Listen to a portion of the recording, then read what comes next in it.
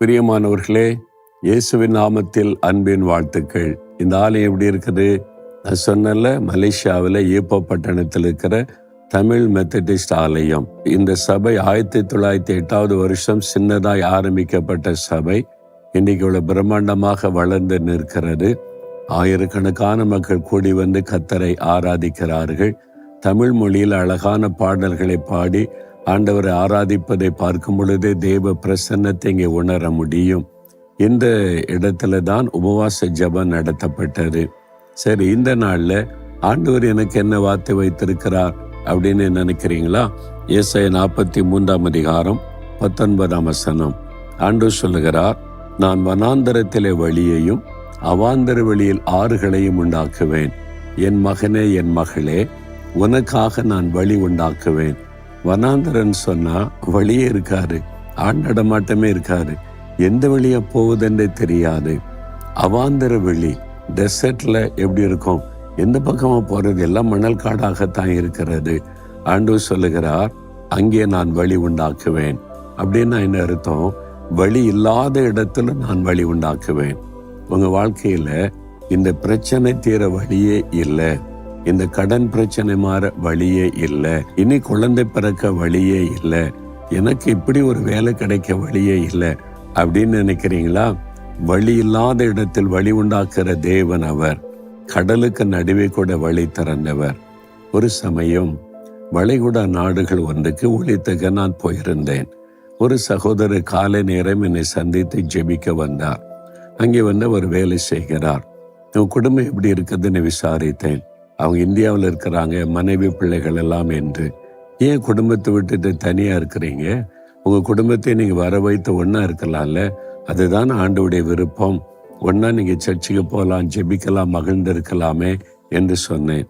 அதுக்கு வழி இல்லை பிரதர், நான் வாங்குகிற இந்த சம்பளத்துக்கு நான் குடும்பத்தை அழைத்து கொண்டு வர முடியாது. இந்த நாட்டினுடைய சட்டம், இதுக்கு மேல இவ்வளவு சம்பளம் வாங்கினாதான் ஃபேமிலி நீங்க கொண்டு வர முடியும், ஃபேமிலி விசா தருவார்கள், அது இந்த நாட்டினுடைய சட்டம். நானும் பல முறை முயற்சி பண்ணி பார்த்துட்டேன். நாங்க வாழ முடியும், நாங்க இந்த சம்பளத்திலே குடும்பமா வாழ முடியும்னு சொல்லிலாம் பார்த்துட்டேன். நாட்டினுடைய சட்டம் விசா தர முடியாதுன்னு சொல்லிட்டாங்க. வருத்தத்தோடு சொன்னார். நான் சொன்னேன், வழி இல்லாத இடத்தில் நம்ம ஆண்டவர் வழி தரப்பார், நம்ம ஜெபிக்கலாம், ஆண்டவர் உங்களுடைய குடும்பத்தை அழைச்சிட்டு வருவார், நீ இதே தேசத்துல குடும்பமா வாழ்ந்திருப்பீங்க அப்படின்னு சொல்லி 2 பேரும் இணைந்து ஜெபித்தோம். விசுவாசிங்க, நம்ம ஜெபிக்கலான்னு சொல்லி சேர்ந்து ஜெபிச்சோம். இவர் ஜெபம் பண்ணிட்டு போனார். சாயங்காலம் என்னை பார்க்க வந்தார். சாயங்காலமே கூட்டத்துக்கு முடிச்ச பிறகு என்னை பார்த்தார். சொன்னார், பிரதர் உங்கள்கிட்ட ஜெபிச்சுட்டு நேர இமிகிரேஷன் ஆஃபீஸ், அந்த ஆஃபீஸுக்கு தான் போனேன். மறுபடியும் அப்ளிகேஷனை கொண்டு போய் நீட்டினேன். அவங்க என்னை பார்த்த உடனே கூப்பிட்டு விசாரிச்சுட்டு இன்றைய பண்ணிட்டு சொன்னாங்க, இன்றைக்கு தான் இந்த சட்டம் அமுல்படுத்தப்படுகிறது. இந்த சம்பளம் வாங்குகிறவர்களுக்கும் குடும்பத்தை அழைச்சிட்டு வரலான்னு ஒரு சட்ட மாற்றத்தை அறிவித்து, முதல் அப்ளிகேஷன் உங்க அப்ளிகேஷன் தான், முதலாவது உங்களுக்கு நாங்கள் சாங்ஷன் பண்றோம், உங்க ஃபேமிலி அழைச்சிட்டு வரலான்னு கையெழுத்து போட்டு கொடுத்துட்டாங்க. விசா ப்ராசஸ் பண்ணிட்டாங்க. அவர் வந்து சொன்னார், காலையில ஜெபிச்சோம், சாயங்காலத்துக்குள்ள ஆண்டவர் வழி திறந்துட்டாரு. எத்தனையோ நாட்களாய் பிரயாசப்பட்டு அடைக்கப்பட்ட வாசல் திறக்கப்பட்டது, சந்தோஷமாய் சொன்னார். தேவன் தன் பிள்ளைகளுக்கு ஒரு வழியை திறக்க சட்டத்தை கூட மாற்றுவார். அவராலே முடியும்.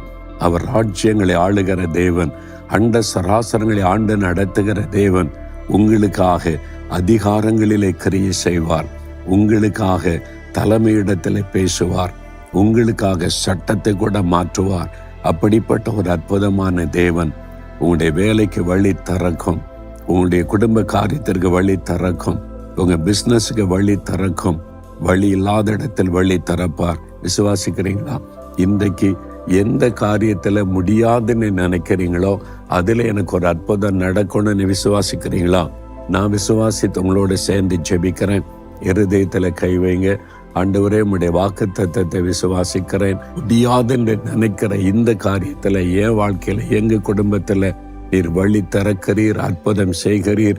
இன்றைக்கே ஒரு மாற்றத்தை நான் பார்க்க போகிறேன், விசுவாசிக்கிறேன். இயேசுவின் நாமத்தில் ஆமேன், ஆமேன்.